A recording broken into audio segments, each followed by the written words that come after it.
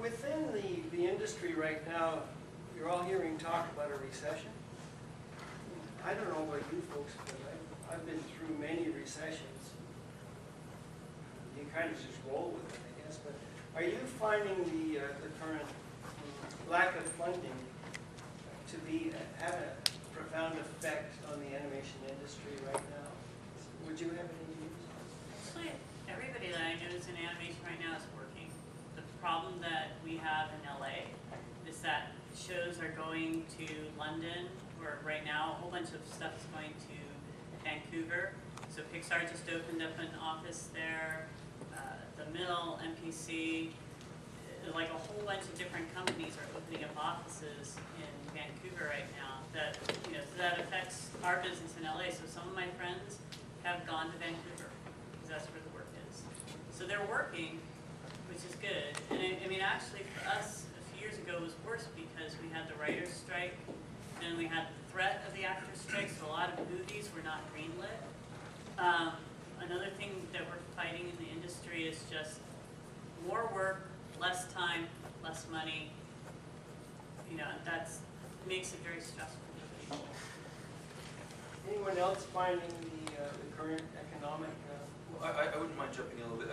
I tend to just make a point of I tend not to use the word recession myself.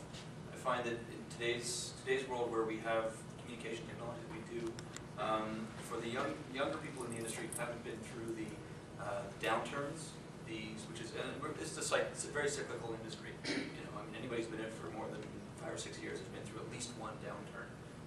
Recession tends to be a very sort of exciting word in the wrong sense of things.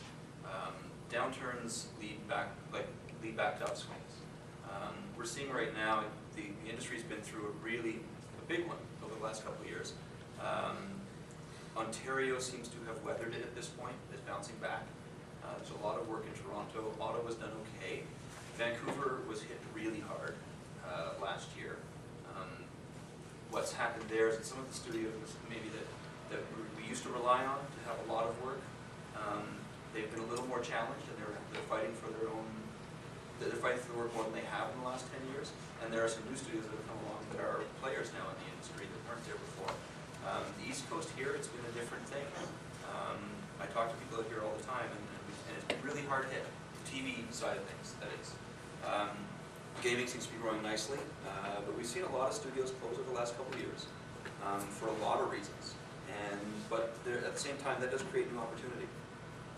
Yes, there are tax credit issues that have to be considered, and so you have to be talking to your governments. And because you've got such a number of provinces that play in a relatively small geographic area, there's a lot of competition. And yet you're all lumped in as the East Coast industry. So it hasn't bounced back the same way, and that's been tough. But I always look for the opportunity in that kind of thing. There's a chance for new companies to come out the same way they have in Vancouver, and grab a piece of this as it grows. The trick here, and what I think you're good at on the East Coast, is communicating with each other. I do get a very strong sense of people working together to build something out here that you don't always get in some other parts of the country because it's an older industry elsewhere.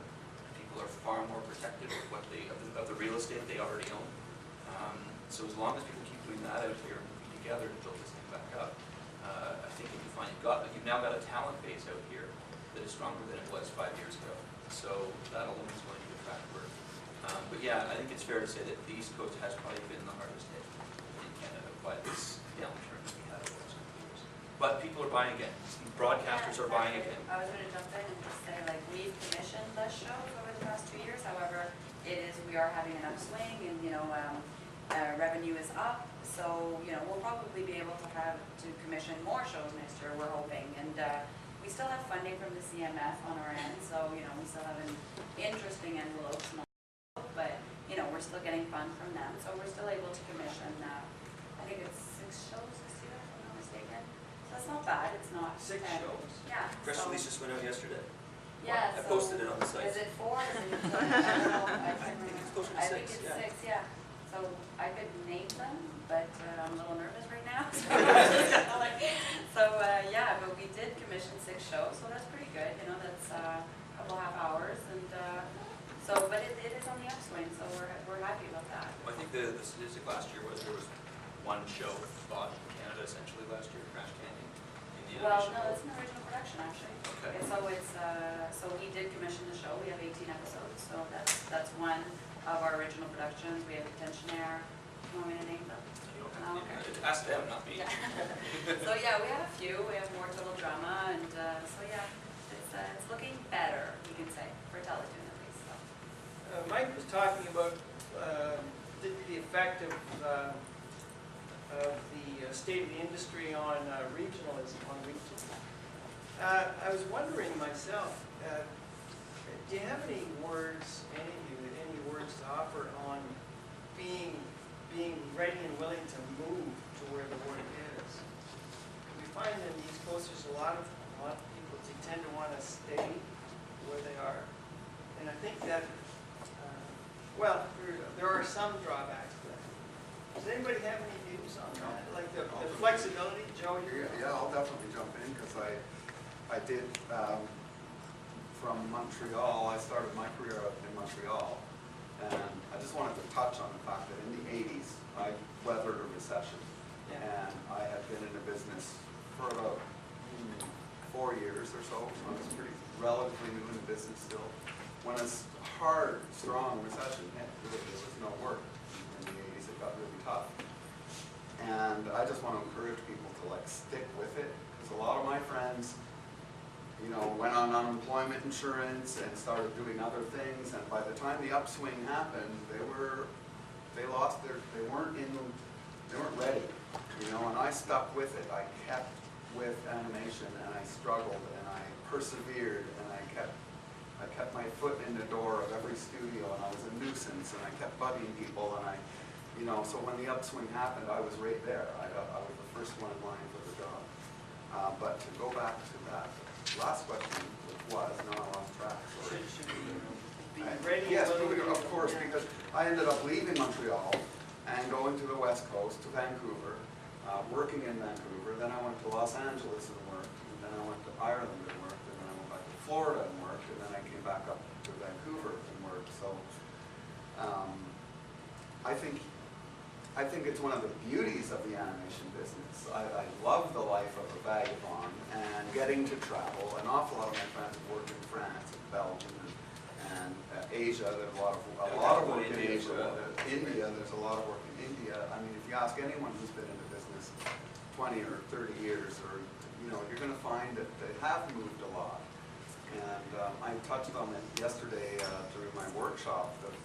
The fact that no matter what job you have, no matter how crappy it seems, no matter who you're working for, to do your absolute best to be resourceful, polite, hardworking, punctual, all that stuff, because that person might be the person that writes you a letter that gets you a work visa. You know, every little step of the way you need to you know, you're looking out for number one. You know, I wouldn't have gotten the jobs in the States. I wouldn't have been able to get a work visa to work in the States if I couldn't get letters from my boss at the National Film Board saying that I'm great and I'm wonderful and hire him by all means. And get somebody with your talent everywhere else. Exactly. You have to be able to prove to someone in another country that you have to be able to prove to their government that they need to hire you specifically because you're the best at what you do. So it really takes a lot of gumption, but it's, I mean, the opportunities for moving, I mean, you know, I love Montreal, and I was an absolute Montrealer up till I was about 28 years old. But moving to the West Coast, it's like, I love it here. And you know, and I moved to LA, and I said, this is cool, but I want to live in Ireland now. And I mean, I actually make choices to live in certain places. I visited Florida, and I said, I can handle this for a while. You know, it's been wonderful, and I think animation is a very special business that way, in that you can expect to travel, and if you want to travel, there are travel opportunities. There's actually China is a huge market that's opening up. India is a huge market that's exploding.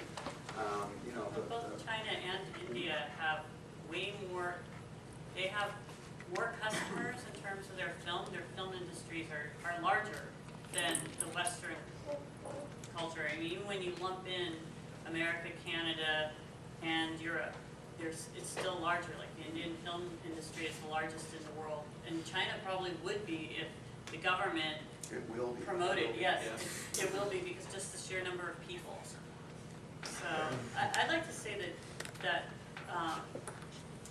particularly in this type of area, I think if you want to stay and not leave, this is where supporting each other and forming networks and forming companies, that's what you need to do to stay. You know, you're working more independently, more remotely, you know, maybe working with a studio that's established somewhere that's not local to you, and you're just working via the internet. And I recommend that people do that. It's a new business model, so when you try it, you may fail. You need to be prepared for that. You know, not everybody's going to succeed, and that's true even if you're working at a studio. You can work at the most wonderful studio in the world. They're great today, and then tomorrow they're gone. It's the nature of the industry. Fran, actually from the West Coast, has worked with the East Coast companies and companies in Europe. But actually, kind of. I mean, I worked for Disney, and we had an office in France, in Paris. And right now I'm working in RNH. We have offices in Mumbai and Hyderabad and Kuala Lumpur in Malaysia. That advice about connecting with each other and establishing your own network That is invaluable.